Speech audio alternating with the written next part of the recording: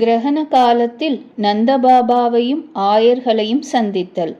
ஒரு முறை சூரிய கிரகணம் பிடிக்கவிருந்தது. முழுமையாக இருட்டிவிடுமளவு சூரிய கிரகணம் பிடித்திருந்தது. முழு சூரிய கிரகணம் ஏற்படும்போது பகலிலும் இரவை போல் இருள் பரவிவிடும். நட்சத்திரங்கள் கண்ணுக்கு புலப்படும்.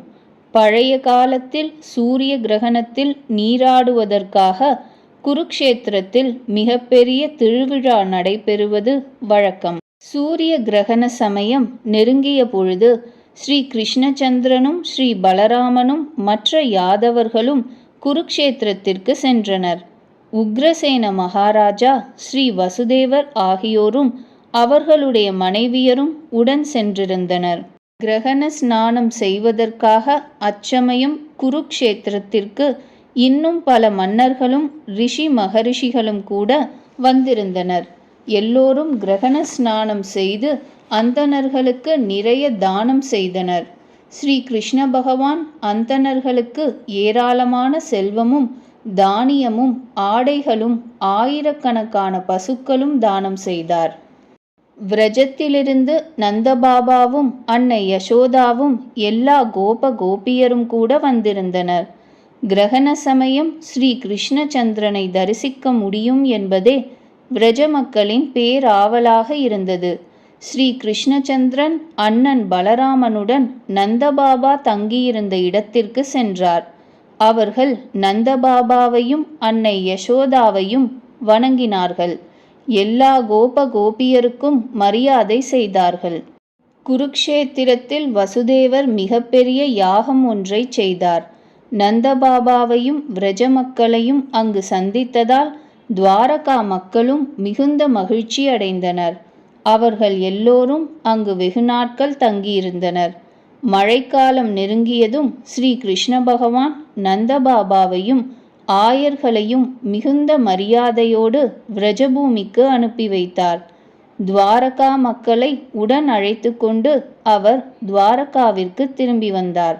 ஸ்ரீ கிருஷ்ண பலராமர் தனது குரு சாந்தீபனி முனிவருடைய இறந்து போன மகனை யமராஜாவிடமிருந்து இங்கு பூவுலகிற்கு அழைத்து வந்தனர் என்பதை தேவகி அன்னை கேள்விப்பட்டிருந்தார்.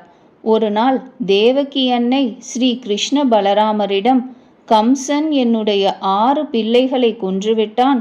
நான் என்னுடைய அந்த புதல்வர்களை பார்க்க விரும்புகிறேன் என்று கூறினார்.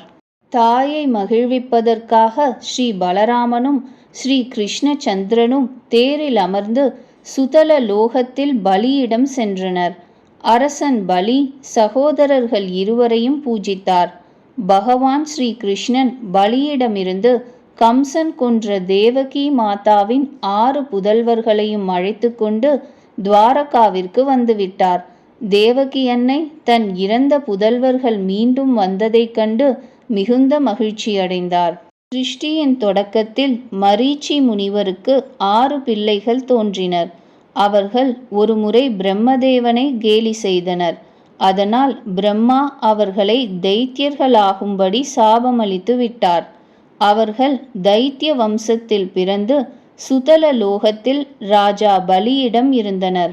பகவானின் யோக மாயை அவர்களையே தேவகி மாதாவின் புதல்வர்களாக ஆகினார். கம்சன் அவர்களை கொன்றுவிட்டதும் மீண்டும் அவர்கள் சுதலத்திற்கு போய் சேர்ந்து விட்டனர். பகவான் ஸ்ரீ கிருஷ்ணன் அவர்களை சுதலத்திலிருந்து அழைத்து வந்தார். பகவானை தரிசனம் செய்ததால் அவர்களுடைய எல்லா பாவங்களும் விலகிவிட்டன.